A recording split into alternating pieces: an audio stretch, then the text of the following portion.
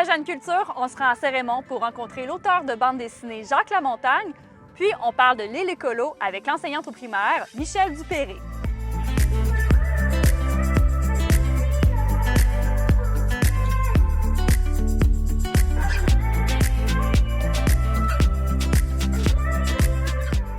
Jacques Lamontagne, tu es auteur de bande dessinée. On se retrouve à Saint-Raymond, dans ton antre secrète, j'oserais dire, parce que, bon, on peut pas se douter qu'il y a un auteur de bande dessinée qui vit ici, dans ce beau petit atelier. C'est vraiment super cute. Dis-moi, comment tu as commencé ce beau métier? Ben, je l'ai commencé tardivement. En fait, j'ai un parcours atypique comme auteur de bande dessinée. Je travaillais pendant 25 ans en publicité, mais j'ai toujours gardé un contact avec la bande dessinée à travers des magazines, des choses comme ça. Avec l'arrivée d'Internet, j'ai vu une possibilité d'envoyer des dossiers du côté de l'Europe. Et puis, ça partit quand même assez rapidement avec la série Les Druides aux éditions Soleil. OK. Puis toi, justement, tu travailles beaucoup avec l'Europe. Ton éditeur Dupuis, entre autres, est là-bas. Oui. Comment ça fonctionne de travailler sur un autre continent comme ça? Ben, ça fonctionne avec un décalage de 6 heures. Oui, ça, on commence par là. Ouais, on commence par là. Donc, moi, je commence mes journées quand même assez tôt. Vers 7h30, je suis déjà devant mon écran parce qu'à partir de midi, ben, ça m'est difficile de soit de communiquer avec mon scénariste ou avec les autres intervenants, là. Donc, mais sinon, la dynamique est la même. J'habiterais en France, on serait pas forcément dans la même ville. Donc, on travaillerait à travers Internet, là. Puis d'être édité comme ça en France, en Europe, pardon, est-ce que c'est justement une espèce d'accomplissement pour un auteur de bande dessinée? Ben, je dois avouer que oui. Oui, hein? Oui. Moi, je me rappelle, bon, j'étais un petit gars de la ville de Québec, et puis pour moi, bon, c'était comme un rêve inaccessible de travailler un jour avec Dupuis. Jamais j'aurais pu deviner ça, là. Ben, c'est une grande maison d'édition, Oui. c'est Tintin. Est-ce que je me trompe? Je me trompe. Oui, tu te trompes. Ah bon. Hey, je connais vraiment ça, la bande dessinée. Non, en fait c'est Spirou, c'est ça, Spirou, Gaston Lagaffe et toutes les autres séries. Quand même, des très connus. Ah oui, absolument. Voilà. Oui. C'est drôle parce que derrière nous, on a plein de bandes dessinées, de collections. Tu es aussi un collectionneur. Oui, je suis un collectionneur. Je dois mettre un frein un peu là-dessus parce que, faute d'espace, bon, je peux pas me lancer comme je le voudrais. Mais effectivement, oui, j'aime bien ça. J'affectionne les vieilles éditions. On a rencontré Richard Valran précédemment dans Jeune Culture. Ton style est assez différent. Comment tu le qualifierais? En fait, je navigue entre deux styles. J'ai un style qui est très réaliste, soit pour la série Wild West. Sinon, j'ai un style qui est plus rond, plus franco-belge, avec la série Shelton et Feltard, donc des personnages plus humoristiques, là. Est-ce que tu as dû adapter ton style comme tu avais des éditeurs, justement, ou puis des lecteurs européens? Oui, ben en fait, le style s'est imposé de lui-même pour Shelton et Feltard. Donc, c'était une série humoristique, policière, basée un peu sur une intrigue à la Agatha Christie. Pour Wild West, ben, comme on a un récit qui est quand même assez dramatique, le réalisme s'imposait aussi là, pour cette série-là. Puis est-ce que tu vois une différence avec justement les lecteurs en Europe versus ce qu'on peut avoir ici au Québec? Est-ce que tu as le même type de public? Est-ce que c'est différent? C'est le même type de public, sauf que bon, on fonctionne toujours selon un ratio. Ben, comme en Europe, en France, tout particulièrement, on a à peu près 70 millions. Nous, on est 7 millions aussi de francophones. C'est pas tout le monde qui lit la BD. Donc, l'échantillonnage est quand même plus réduit ici que ce qu'on a du côté de l'Europe. C'est ça. Moi, j'avais entendu dire, je sais pas si c'est vrai, tu me diras, que les auteurs de bande dessinée en Europe, quand ils arrivent dans les salons, c'est des vedettes, là. Les gens les connaissent, on se fait reconnaître sur la rue. Est-ce que tu te fais reconnaître sur la rue? Non, ben, ça m'est, en fait, à quelques... Déjà, ben, à un restaurant ou même une fois aux douanes. Mais en fait, à cause du nom, là, mais... un douanier lecteur de bande dessinée. Oui, j'avais fait une dédicace à ce monsieur-là rapidement. Wow. Mais je veux dire, non, je veux dire, on se fait reconnaître par le nom, mais pas par le visage. On n'est pas là assez de façon présente. Là. Mais il y a quand même un petit vedettariat qui peut peut-être distinguer les deux sens. Ah oui, absolument. C'est sûr que ici, bon, ben, c'est relax quand on est en salon du livre ou en festival, tandis que là-bas, bon, c'est plus des longues files.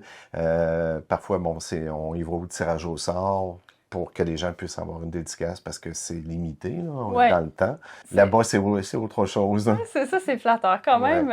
Tu travailles en ce moment sur la fin de Wild West, ton 4e tome. C'est ça. C'est un projet de longue haleine parce qu'on a 4 tomes. Est-ce qu'il va y en avoir d'autres qui s'en viennent? Oui, on a eu une réunion avec les têtes dirigeantes de chez Dupuis en janvier l'année passée. Puis, ils ont le désir que Wild West ce soit une série au long cours. Donc, OK, ouais. wow! Donc, Ouais. ça, tu vas passer une partie de ta carrière, finalement, à Ben, faire ce ouais. projet-là. De ce qui me reste de carrière, je te dirais. Tu Là, vas prendre ouais. ta retraite avec Wild West. Ouais, ben en fait, c'est un métier qui est pas très fatigant, mais c'est sûr que c'est exigeant au niveau de la concentration, mais que je peux poursuivre encore pendant quelques années, là, sans problème. Là, Puis ouais. j'imagine que ça devient confortable de faire, de retrouver tes personnages, de Oui, poursuivre il une y a série. ça, puis il y a aussi le fait que en fait, je me suis monté une documentation quand même assez importante sur l'Ouest, Ouais. ce qui me permet maintenant d'être plus relax un peu. Tu sais, on apprivoise l'environnement, les codes, mais en fait, tout ce qu'on fait, c'est de raconter une histoire dramatique, là, si on veut, d'une certaine manière.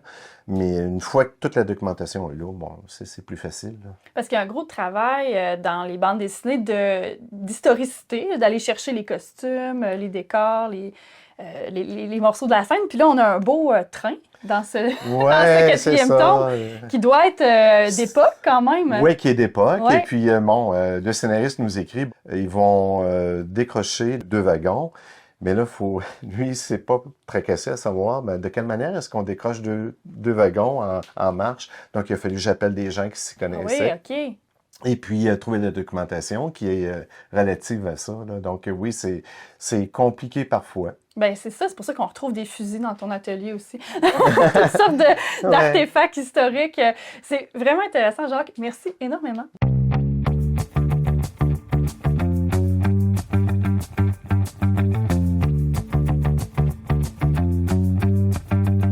Cette petite bouteille de la compagnie Les Liqueurs Trottier de Saint-Casimir est une pièce de collection plutôt rare. Pour mieux comprendre pourquoi, voici l'histoire de cette entreprise du temps où Saint-Casimir se démarque grâce à ses nombreuses industries. Évariste Trottier, âgé de 21 ans, habite chez son père, Phileas. Il est déjà embouteilleur d'eau gazeuse pour la compagnie qu'il détient avec ce dernier. Dès avril 1911, on peut voir des publicités dans l'Action sociale qui disent « Buvez les liqueurs douces Trottier de Saint-Casimir ». En 1930, Évariste acquiert un édifice, soit une ancienne industrie d'allumettes, pour y installer ses activités. Il rachète les parts de son père. Dans les années 50, la compagnie déménage au 605 boulevard de la Montagne et devient un embouteilleur officiel pour Coca-Cola. C'est à ce moment que toutes les bouteilles de liqueurs Trottier sont détruites pour faire place aux nouvelles. En 1954, Évariste cède la compagnie à ses 2 fils, Armand et Fernand. En 1967, une grève se déclenche et occasionne de durs affrontements entre la direction et les 11 employés qui veulent se syndiquer. Elle se règle après 16 mois en médiation. 2 ans plus tard, à l'aube d'une nouvelle grève, un événement tragique marque les esprits au village qui mène à la fermeture de cette industrie.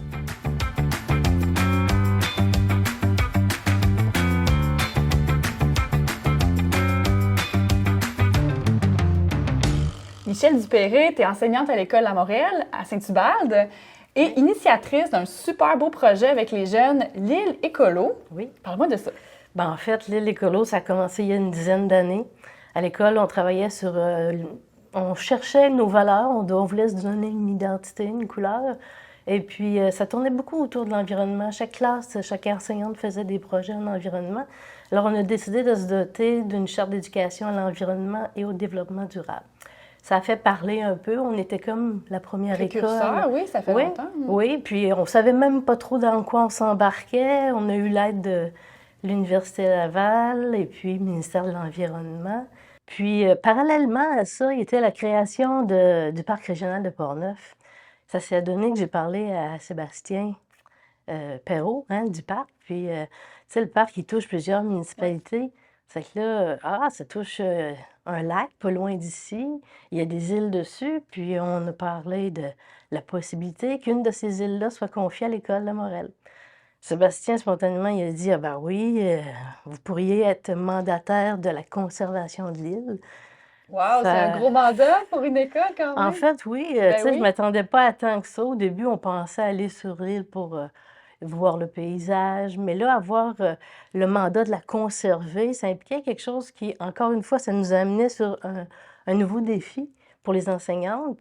Mais c'était vraiment un beau défi. Moi, je me disais, ouais, on va trouver un moyen de sensibiliser les jeunes à qu'est-ce que c'est la conservation. Parce que quand on leur parle d'environnement, il faut que ce soit quand même concret. Oui. Puis là, protéger une île, c'est un beau défi. C'est très concret. Très Et concret. c'est très gros, c'est un beau défi. Oui. Comment les jeunes ont réagi à ça quand vous Alors, l'avez quand établi? on est allé les premières années, je dirais les 2 premières années, ils étaient dans l'émerveillement, dans la découverte et fiers de voir une île. Au début, on y allait des demi-journées parce qu'il n'y avait pas de toilettes, simple comme ça. L'autre principe, ben, c'est de se préparer avant d'aller en milieu naturel. Se préparer à avironner, il fallait faire... Chaque année, c'était un principe, c'est qu'il fallait toujours Oui, s'y parce qu'on va là en préparer. canot, là, ça reste une île quand Oui, même. on Donc, va là en c'est pas, rabasca, c'est puis ça. il y a les notions de sécurité, qu'est-ce qu'on Mhm. met dans notre sac à dos. Ça faisait penser un peu à des explorateurs qui se préparent. Souvent, on sait qu'ils vont se préparer une année ou même plus Ouais. avant d'aller faire un séjour de quelques semaines. Ben, c'est Indiana Jones à l'école de la Tout à Morelle. fait. C'est super. Tout à fait. Ouais. Un des premiers gestes concrets qu'on a fait pour assurer la conservation de l'île, c'est de déterminer un sentier. Parce que tu peux imaginer des jeunes qu'on laisse aller dans le bois comme ça, pouf, ça court partout. Ouais. Puis, ben, c'est ça, on a mis les jeunes au travail là-dessus, ensemble avec une carte. Ils ont déterminé où le sentier pourrait passer. Puis sur l'île où on va, c'est un gros cap rocheux, il y a peu d'humus. Quand il y a des grands vents, les arbres tombent facilement. C'est qu'ils étaient d'accord pour qu'on fasse un sentier. Ils ont marqué le sentier avec des petits cailloux de chaque côté. C'est tout à fait joli. Ça fait qu'après ça, on n'a jamais eu à redire aux jeunes, ben là, restez dans les sentiers. Ça allait de soi. Oui, parce que l'éducation à l'écologie, à l'environnement, ça passe aussi beaucoup par les jeunes, puis ensuite ils amènent ça dans leur famille, Tout n'est-ce à pas? fait. Puis ils peuvent avoir une force d'action. À quel point les jeunes, tu trouves, ils sont engagés dans l'environnement en ce moment?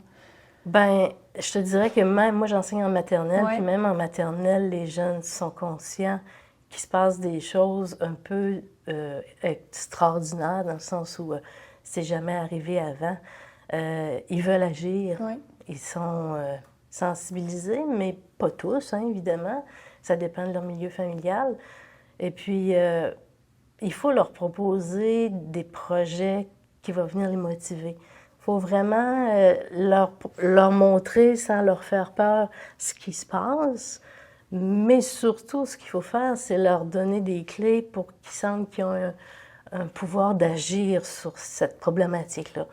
Et Ouais. puis, avec l'île écolo, ben c'est ça, c'est un projet concret.